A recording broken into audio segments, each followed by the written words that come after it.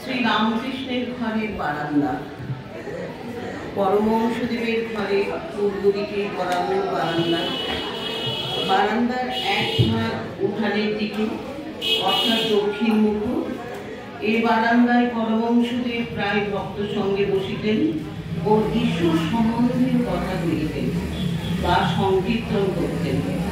এই পূর্ব বারান্দার অপরার্থ উত্তর মুখ।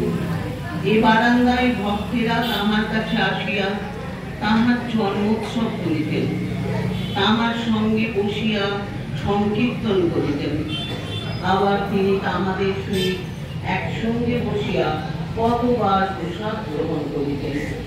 এই বারান্দায় শ্রীযুক্ত কেশবচন্দ্র সেন শিষ্য সমবিহারে আসিয়া তাহার সঙ্গে কত আলাপ করিয়াছেন।